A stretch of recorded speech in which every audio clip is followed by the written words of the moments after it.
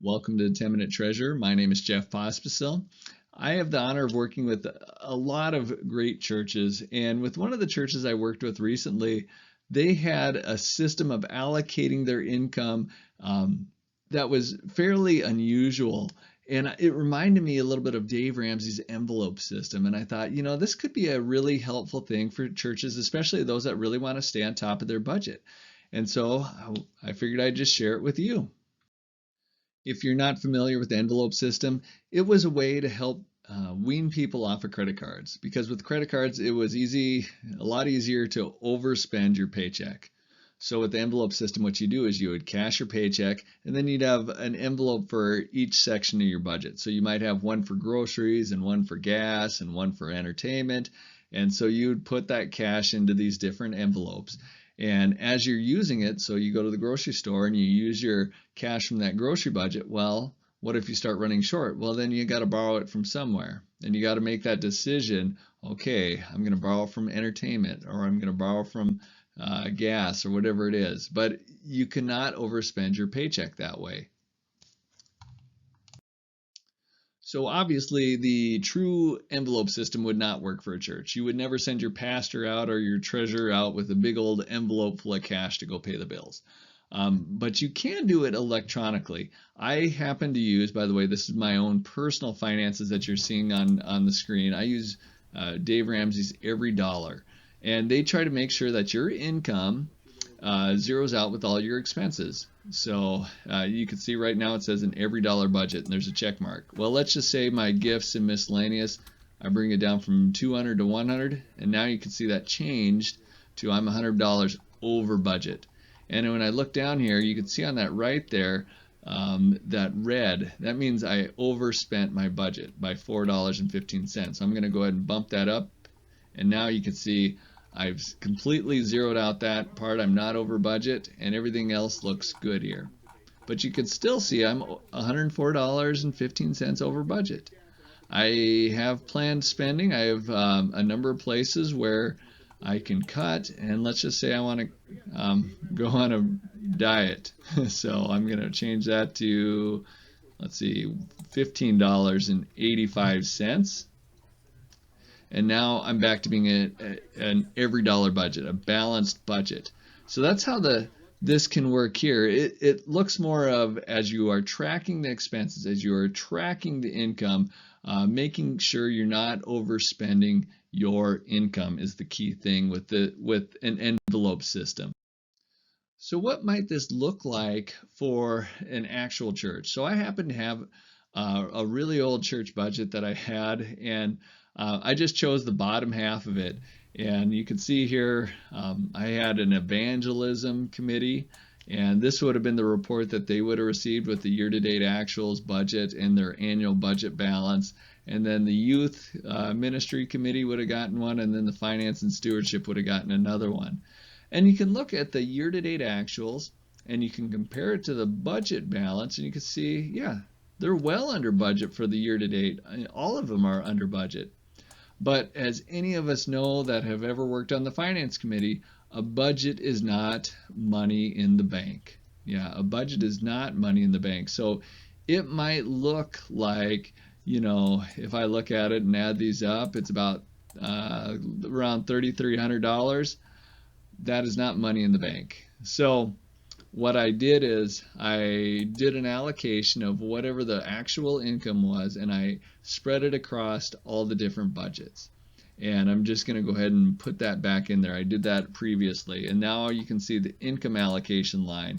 I just added an income allocation line in there. Because it's in the expense part of the financials, it shows up as a negative.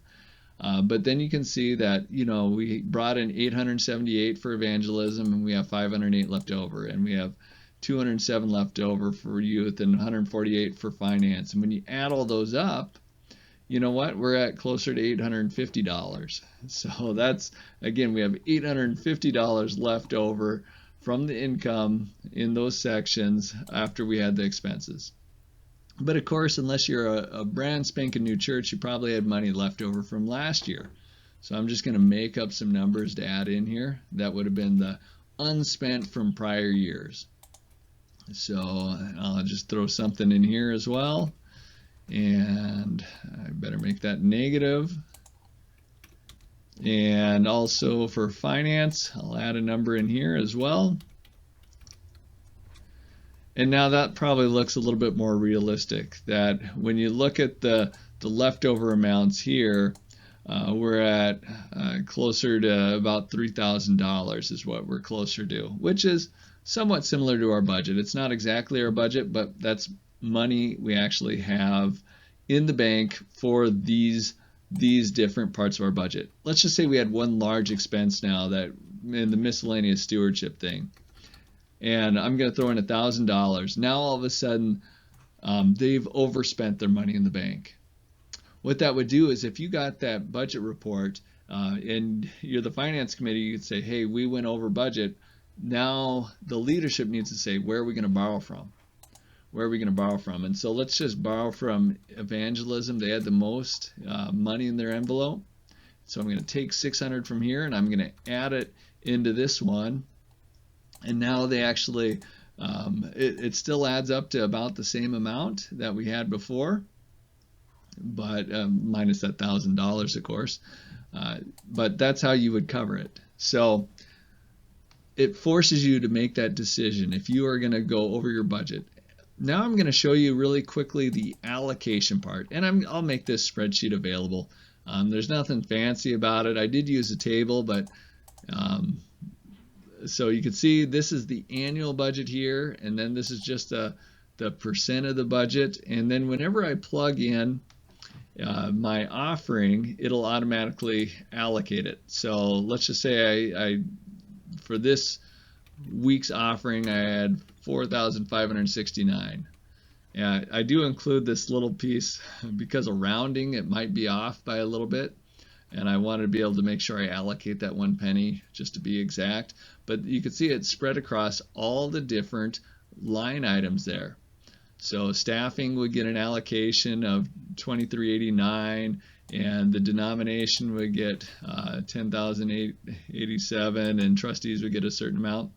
And I could adjust this real quick. If I wanted to adjust it, I could delete it, and it changed all the allocations automatically. So I deleted a couple lines, and now I'm going to go ahead and put them back.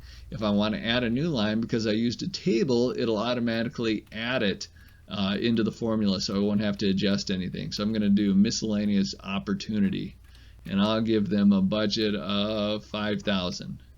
And I got to fix the formatting here. So I'm just going to do my format painter. Kind of thought that would have carried over the format, but it apparently didn't. But anyway, now all of a sudden that'll allocate everything based on that new line as well. So that is what you would do, is every offering, or maybe you do it once a month, but I would probably end up doing it every offering. I would get that income amount, whatever was going into the general fund, and I would allocate it across the budgets in all those different sections. And that would be a way of doing the envelope system for a church. And if you don't like your income showing up as negative and your expenses showing up as positive, you could set this up not in the expense part of your chart of accounts, but set it up in the income part of your chart accounts. So for example, this just happens to be with the foundation. We have certain pass-through dollars that come in. So we might receive $15 in, and that shows up as income. And then when we spend it, it shows up as a negative. So that way I could see that I'd spent it all. But that might be more of what you're comfortable with, is the income being positive and the expenses being negative. I probably should have mentioned this earlier. For churches, why they would need an envelope system is not because they're going into credit card debt for the most part.